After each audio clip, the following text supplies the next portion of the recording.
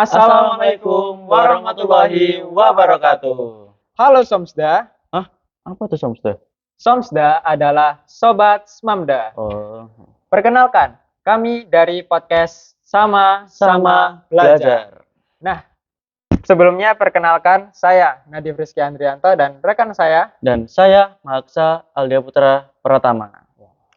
Wah, udah lama nih kita nggak ketemu dari setelah liburan Lebaran kemarin. Ngomong-ngomong nih, eh, kamu setelah Lebaran kemarin udah sibuk ngapain aja sih? eh Buat setelah liburan kemarin, Hmm. aku sekarang udah langsung sibuk yang namanya organisasi, ekstrakurikuler, kemudian juga ada tugas-tugas materi pelajaran yang ada di kelas 11 yang udah harus aku cicil. Hmm. Kenapa kok udah harus aku cicil? Karena udah kita ketahui bahwa kelas 11 ini masanya udah mau habis dan udah mau ganti di masa kelas 12 yang dimana kita belajarnya harus lebih giat lagi untuk mengejar yang namanya PTN favorit kita. Ya, siap. Karena potensi itu Aksa nggak berhenti meskipun ketika kita lagi liburan. Oke.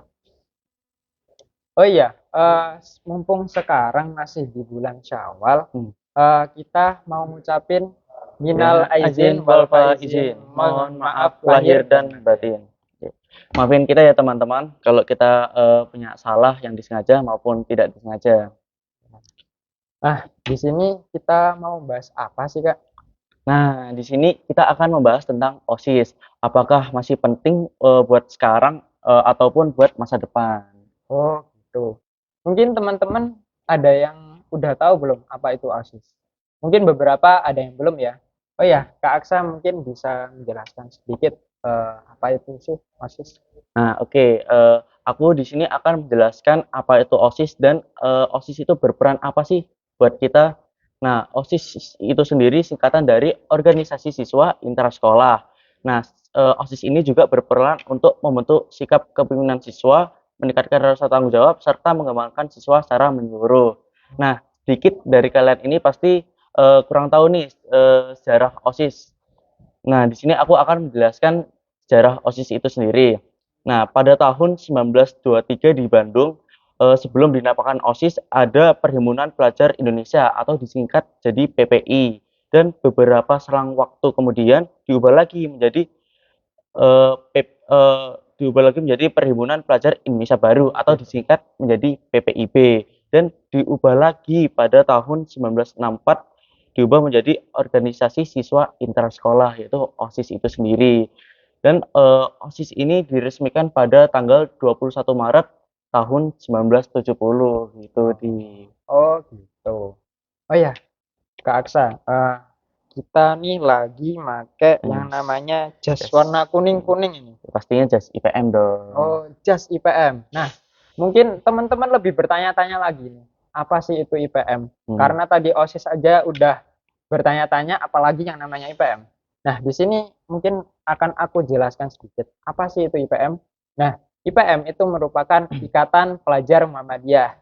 Nah, di sini IPM sendiri merupakan salah satu organisasi otonom yang ada di Muhammadiyah yang merupakan gerakan Islam, dakwah amar ma'ruf, nahi mungkar dan tajdid yang ada di kalangan pelajar dan kemudian berakidah Islam, bersumberkan Al-Qur'an dan juga As-Sunnah. Nah, kemudian IPM juga memiliki maksud dan juga tujuan yaitu untuk membentuk pelajar yang muslim yang berilmu, berakhlak mulia dan juga terampil di segala medan.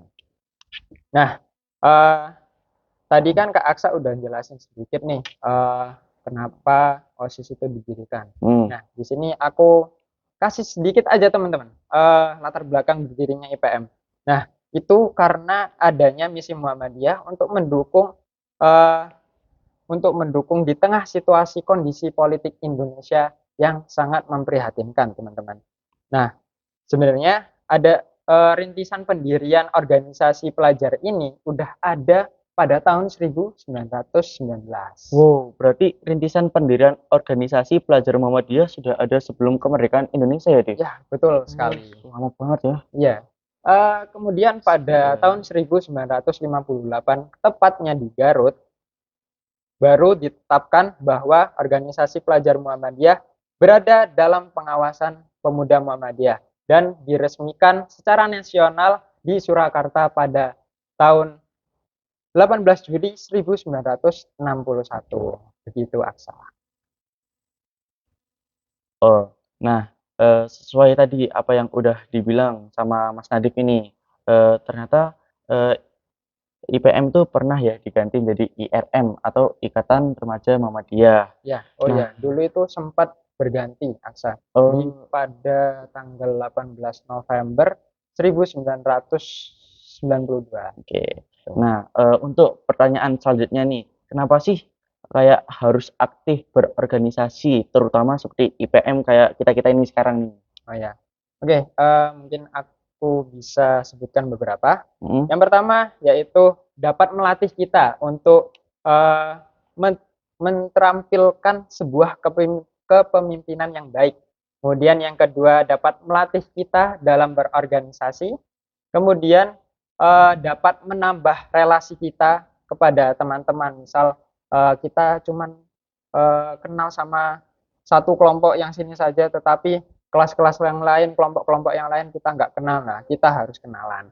Kemudian dapat memberikan kita untuk kesempatan untuk berkontribusi, kemudian dapat menyalurkan wadah minat dan juga bakat kita, dan kemudian yang tidak kalah penting, karena kita sudah masuk yang namanya IPM, maka kita akan dilatih yaitu untuk tertib beribadah. Bentar. Kemarin kan aku kan kayak scroll Instagram, Ya. sama kayak akunmu. Ya. Nah, kemarin aku kayak lihat postingan JPTB, Jambore Teladan Bangsa Indonesia ya. Jambore Pelajar Teladan Iya, Pelajar Bangsa Indonesia.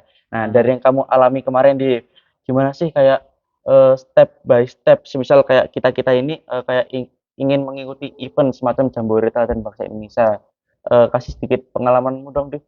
Untuk mungkin pengalamannya, yang pastinya aku dapat informasi ini melalui web-web maupun seperti biasanya kan kalau ada informasi di Instagram itu kan lewat di FYP kita ya. Nah, itu coba aku cek, terus kemudian, oh ini mungkin cocok nih buat aku. Nah, aku coba daftar. Nah, ternyata di situ yang daftar ada ratusan orang. Ratusan? Ya, ratusan. Dan yang diterima itu cuma 100 pelajar. Dari ratusan itu tadi? Ya, karena ini kan juga berskala nasional. Hanya dipilih 100 pelajar yang dimana pelajar ini yang benar-benar terpilih.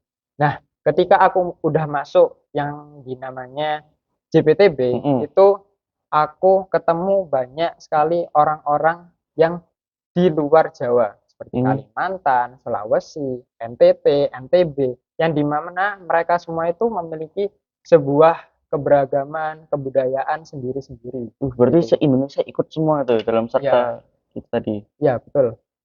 Dan di situ aku kagum bahwa Indonesia memiliki banyak sekali keberagaman, kebudayaan yang sangat-sangat beraneka ragam. Oh ya, mungkin kita lanjut ke Aksa, ke soal berikutnya. Nah, menurut Kak Aksa, apa ada hubungannya pengembangan soft skill dengan kita bisa masuk di IPM? Nah, kamu tadi nanya hubungan ya? Tentunya pasti ada dong. Di dalam IPM ini kita diajarkan 4 soft skill. Nah, 1 leadership, yang kedua teamwork, yang ketiga komunikasi, dan terakhir problem solving. Nah, aku akan menjelaskan keempat tersebut itu. Yang pertama adalah leadership, artinya adalah memimpin atau kepemimpinan. Nah, di IPM kita diajarkan kayak memimpin sebuah organisasi, dan ini juga bermanfaat untuk dewasa nanti, seperti kayak kita memimpin keluarga-keluarga kita. Nah, yang kedua adalah teamwork atau kerjasama tim, dan yang ketiga ada komunikasi. Ini sama seperti teamwork, tapi bedanya ini kayak memperbagus komunikasi antar sesama. Kan komunikasi itu kan sehari-hari kita kan berinteraksi.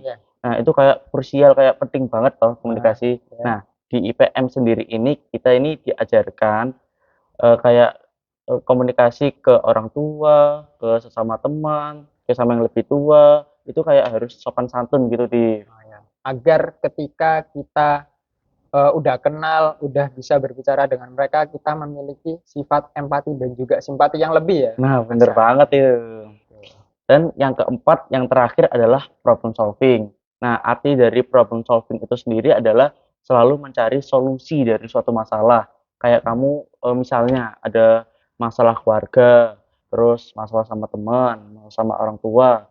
Kamu tuh kayak cari eh, apa yang dapat menimbulkan masalah itu Ya, sendiri. Kayak, mencari solusi ya. ya benar, mencari Ya. solusi agar masalah itu cepat terselesaikan. Ya. Dan di IPM ini kan aku masuk ke bidang PKK, yaitu pengembangan kreativitas dan kewirausahaan. Dan di dalam PKK ini kan kayak ada macam-macam proker atau program kerja. Nah, salah satunya aku ikut dalam Semayum atau Semamdayumi. Nah, di Semamdayumi ini kayak kita diajarkan untuk mengembangkan soft skill di bidang teamwork dan komunikasi. Sedikit cerita, kita kan ikut Semayum tadi Semamdayumi kayak jualan gitu, jualan mentai terus sop buah. Nah, kita ini melakukan di bulan puasa kayak pas waktu-waktu ngabuburit gitu. Oh, iya. Oh, laris manis ya, Bro? Wah, pasti lah, Udah cepat. ludes. Nah, ya, ludes. Oh iya, mungkin aku jelaskan sedikit. Program kerja itu di situ di dalamnya pasti adanya yang namanya kepanitiaan, masalah, kerjasama, dan juga komunikasi. Yang dimana itu semuanya udah pasti dilatih dan juga udah pasti dapat berhubungan dengan soft skill yang udah disebutin sama Kak Aksa tadi. Iya. Itu. Oke, untuk selanjutnya pasti dari kalian-kalian nih pasti kayak bingung kan kayak gimana sih caranya untuk membagi waktu atau memanage waktu antara IPM, ekstra, dan nilai-nilai sehari-hari agar tetap stabil atau balance gitu. Ya. Nanti. Oh, aku jelaskan juga. Ya. Mungkin iya sih benar. Kata Kak Aksa mungkin kalau kita baru pertama kali terjun yang namanya organisasi, kita bakalan bingung nih buat nyimbangin waktu antara akademik, ekstrakurikuler, dan juga organisasi itu sendiri. Nah, eh, tujuan kita sebenarnya ketika udah masuk sekolah, niat kita kan untuk belajar, untuk menambah ilmu dan juga wawasan. Nah, organisasi itu juga menjadi salah satu tempat untuk kita dapat menambah ilmu dan juga wawasan. Karena terkadang ilmu dan juga wawasan yang udah kita dapatkan di IPM itu terkadang tidak disampaikan atau tidak kita dapatkan di dalam kelas. Gitu. Nah, mungkin untuk teman-teman nih yang bingung cara membagi waktu teman-teman bisa semuanya itu bisa terstruktur. Nah, oh ya, teman-teman kalau bingung bisa search di Google, itu namanya ada matriks pembagian waktu. Nah, di situ nanti ada webnya ya? bukan web sih, lebih ke caranya dan juga nanti ada gambar yang dipaparkan. Nah, di situ ada 4 kotak, teman-teman. Ada do, decide, delegate, and delete. Nah, di sini yang pertama, ketika hal tersebut penting dan juga darurat, nah, itulah hal yang perlu teman-teman segera lakukan dan harus teman-teman segera selesaikan. Nah, yang kedua, ada penting tetapi tidak darurat. Bisa teman-teman ubah jadwalnya. Misal hari ini ada yang namanya ekskul nih, tapi besok udah perlu yang namanya pengumpulan tugas. Nah, teman-teman harus mentingin yang mana dulu nih, yang perlu dikerjakan, yang darurat atau yang tidak darurat. Nah, begitu. Terus yang ketiga, ada yang tidak penting tetapi darurat. Misal nih, teman-teman di dalam kelas ada yang namanya kerja kelompok. Nah, itu kan pasti teman-teman udah juga bagi nih tugasnya sama teman-teman sekalian. Misal aku yang cari informasinya, terus teman-teman yang buat posternya. Nah, semisal di situ ada rapat umum nih, ada rapat umum. Nah, teman-teman lebih milih yang mana? Lebih milih yang jadwalnya mepet atau yang jadwalnya lebih panjang? Nah, teman-teman ketika jadwalnya bisa lebih panjang, teman-teman bisa berikan kepada teman sekelompoknya bisa Oh. diselesaikan dulu apa enggak. Kalau semisal nanti tanggung jawab kita sendiri udah selesai, baru kita bantu temennya. Nah, yang terakhir yaitu tidak penting dan juga tidak darurat. Nah, misalnya teman-teman lagi gabut nih, waktunya lagi kosong. Teman-teman scroll TikTok, scroll IG, scroll media sosial. Nah, itu menurut aku sendiri mungkin teman-teman bisa kurangi karena hal tersebut juga belum belum sepenuhnya penting dan juga belum sepenuhnya darurat. Istilah kasarnya buang-buang waktu gitu ya. Iya, bisa diganti lebih yang bermanfaat seperti belajar, Oh. seperti membaca buku, biar ilmu dan juga wawasan kita bisa lebih terbuka. Oke. Oke, lanjut ke soal selanjutnya, Oke, Aksa. siap. Menurut Aksa, ada nggak sih pengaruh IPM terhadap rasa percaya diri pribadi dari Aksa? Oke. Tadi pengaruh IPM terhadap rasa apa? Terhadap Rasa percaya diri. oke. Nah, contohnya kayak berani berbicara di depan umum. Nah, sedikit cerita ya. Nah, dulu tuh aku kayak takut banget gitu. Semisal kayak ada event-event atau seminar tiba-tiba kayak ditunjuk, coba kamu berdiri, terus kayak suruh kasih pendapat gitu. Nah, itu kayak aku mesti kaku, kayak stuck gitu. Ya alhasil ya juga aku pasti ngomongnya patah-patah ya karena grupnya itu. Tapi ya kayak waktu ke waktu sekarang kayak lagi proses belajar gitu ya meskipun butuh waktu juga sih kayak menjadi lebih baik Ya, gitu. yang setidaknya kita itu udah berusaha lebih baik. Ya. Meskipun kita masih ada banyak kurangnya, wajar lah yang namanya manusia itu tempatnya salah dan juga kurang. Oke. Gitu. Gak ada manusia yang sempurna. Nah, ini kan biasanya kita kalau belajar harus selalu berpikir secara kritis dan selalu berinovatif kan ya. Aku tuh kayak penasaran, apakah organisasi juga membantu siswa dalam hal seperti ini nggak sih, Dik? Uh, buat IPM, Mm-mm. hubungannya IPM dengan berpikir kritis Mm. gitu. Pastinya ada. Jadi ketika teman-teman nanti udah masuk yang namanya sebuah organisasi, teman-teman pasti akan dihadapkan oleh banyak sekali masalah, banyak sekali ombak dan gonjang-ganjing yang perlu dilewati. Nah, pastinya di situ kita membuat kita untuk berpikir kritis. Bagaimana cara dan juga solusi yang perlu kita lakukan untuk dapat menyelesaikan masalah-masalah tersebut. Nah, ketika teman-teman menanggulangi sebuah masalah, teman-teman harus yang namanya itu membuat lebih dari satu plan. Jadi ketika misal nih ada program kerja yang sebelumnya belum pernah kita laksanakan, belum pernah kita buat. Nah, kita kan belum tahu nih kondisinya bagaimana, masalah-masalah yang terjadi nantinya bagaimana. Nah, teman-teman harus punya plan. Misal ada plan A, plan B, plan C. Nah, semisal nanti plan A nggak bisa, teman-teman bisa pakai yang namanya plan B. Kalau plan B nggak bisa, teman-teman bisa pakai yang namanya plan C. Kalau plan C nggak bisa, masih ada huruf sampai Z. Berarti dilanjut Iya, terus gitu ya. karena kalau kita nggak pernah nyoba nih, kita juga nggak bakalan tahu nih. Bener sih. Ketika kita udah jadi pemimpin, kita juga harus berani yang namanya untuk mencoba. Oke. Nah, untuk langsung selanjutnya, gimana sih, Div, kayak membangun jaringan dan relasi sejak dini kayak kita masa-masa sekarang di SMA gini. Oke, ketika sama ya, ketika kita udah masuk organisasi juga, kita pastinya lebih banyak networking, lebih banyak relasi. Karena kita kan ada di pimpinan ranting Ikatan Pelajar Muhammadiyah.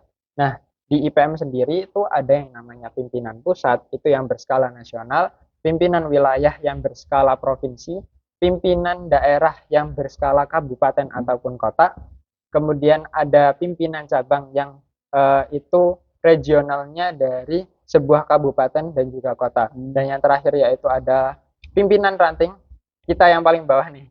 Nah, pimpinan ranting seperti yang ada di sekolah maupun ada di desa. Nah, ketika kita udah masuk di pimpinan ranting, kita pastinya bakalan bisa mengenal nih orang-orang, teman-teman yang ada di cabang dan juga ada di daerah. Karena kita lingkupnya masih dalam satu kota, satu kabupaten. Kita masih bisa berkenalan, kita masih bisa berinteraksi dengan orang lain. Nah, kemudian aku juga ketika masuk IPM bisa masuk yang namanya HIMO. Oh, nah, dari sebanyak organisasi yang kamu ikuti, apa sih HIMO itu? HIMO sendiri itu namanya kepanjangannya ya. Ah. Kepanjangannya Himpunan Musyawarah OSIS. Oh, nah, isinya itu adalah seperti anggota-anggota OSIS dari sekian banyaknya sekolah yang ada di Kabupaten Sidoarjo. OSIS masuk, IPM juga masuk. Nah, jadi di situ nggak hanya IPM kenal sesama IPM, OSIS kenal sesama OSIS, tapi juga OSIS kenal dengan IPM, IPM juga kenal dengan OSIS. Nah, waktunya udah mau habis nih. Gak kerasa ya, padahal iya, baru beberapa topik baru jelasin beberapa aja loh kita. Nah, sayang banget nih waktu kita udah habis. Mungkin moga-moga kita berdua ya. Mungkin kita berdua punya pesan buat teman-teman yang belum masuk OSIS atau yang lagi masih bingung masuk OSIS apa enggak gitu. Pesan ya? Ya. Buat kalian nih yang kayak masih mikir-mikir mau ikut organisasi atau enggak ya. Ya wajar sih. Dulu kan kita kan juga awalnya kayak bingung gitu. Apa itu IPM sendiri. Kita juga kayak takut gak bisa bagi waktu, takut ribet, terus takut gak punya teman lah, pokoknya kayak pikiran tuh kayak mumet gitu loh pokok masuk IPM gitu.